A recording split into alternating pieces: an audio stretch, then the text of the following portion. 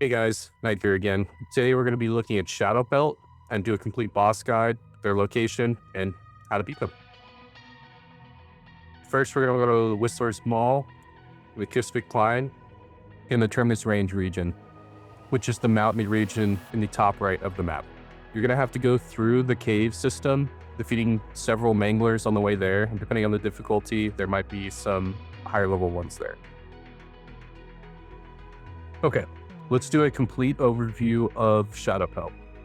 Shadowpelt is a oversized mangler that has the ability to do different elemental damage depending on the difficulty and just the roll of the dice. Shadowpelt can turn invisible, so the first thing you want to do is ping Shadowpelt as soon as they are not invisible. The ping actually will carry over into their invisible phase, and you're able to track them through the invisible phase and actually still be able to do damage. Something that is very strong that Shadowpelt can do is after a few seconds of being able to do damage to its flesh health, it can actually completely regenerate its shield health and turn invisible again, and it is a very difficult mechanic to overcome. So something to focus on here is making sure that you have a weapon that is able to melt through the shield damage. Most likely shock damage would be the best option here, and then have incendiary or kinetic damage to do when shield is down. Onto the move set. Shadowpelt does 3 moves. One is a move where they jump into the air, pounce down, and shoot out orbs. These orbs, depending on the element, can do a lot of damage to your shield. As you can see here, the electric damage does a significant amount of damage to my shield, and I have 65,000 shield. The best thing to do here is to make sure that you jump upwards, pause for a moment, determine where you're at in the trajectory of the orbs, and then use your dash to get out of the way. The other move set is another jump and pounce move where they will jump and pounce and do a outward blast that is a ring.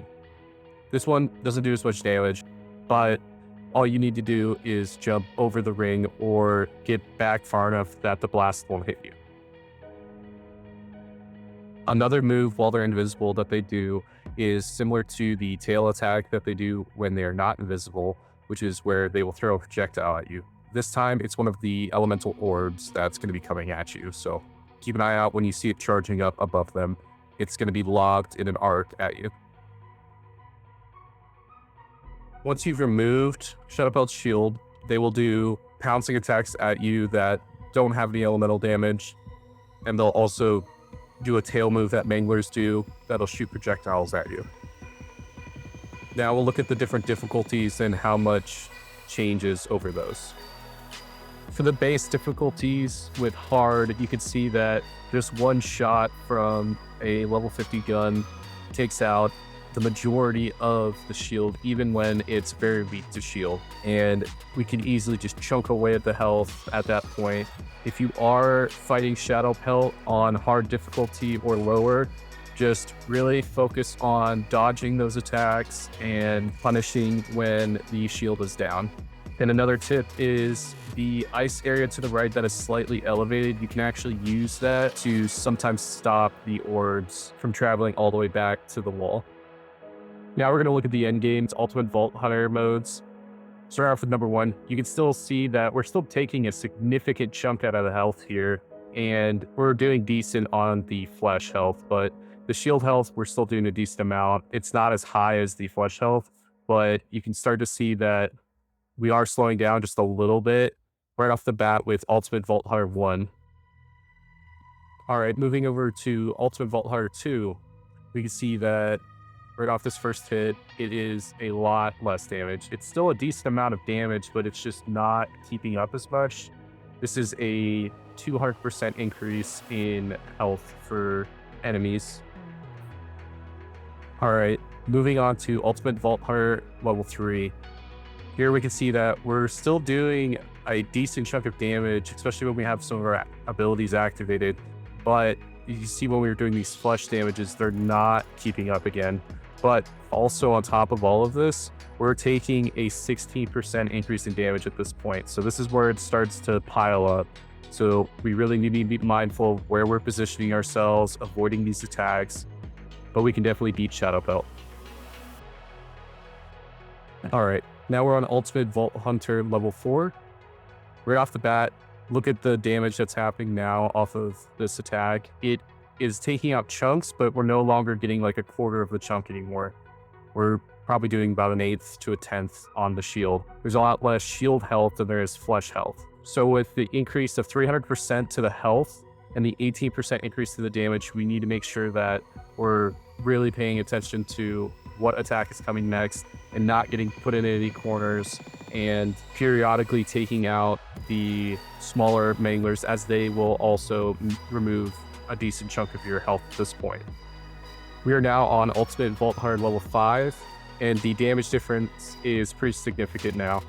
We are dealing with 350% more health, and we're also receiving 20% more damage. Just right off the bat, we're getting smacked around a lot more, and even the manglers are something that we have to pay attention to. Thankfully, at this level, manglers are coming out of the tunnels pretty frequently, so whenever you get down, you're able to get yourself back up pretty quickly. So playing this solo, you don't really need to worry about just getting down and out and have wasting money on this boss, because you'll be able to get second wind by killing one of the smaller manglers. You just got to be patient and make sure you're paying attention to which hole they're coming out of. Make sure you're pinging Shadowpelt and paying attention to both the pounce attacks and the throw. The throw can catch you off guard if you're not paying attention, because you're not getting some of the same audio cues that you get from the pounce attacks. All right, guys, with that, hopefully you're able to beat Shadowpelt on every single difficulty, and whenever Shadowpelt is Moxie's big encore for the week, you'll be able to get a higher chance at that legendary loot. Thanks so much for watching, guys. Please let me know if there's anything you want to see me do a video on, or if you have any critiques on the video. Please leave a like if you enjoyed the video, and let me know how you did against Shadowpelt, and if you think that they need to nerf Shadowpelt or any other ideas that you have. If you want to see more videos like this, please check out one of my 2 videos here. And if you want to get notified of more videos coming along the way, please subscribe. Thanks for watching, guys. Bye.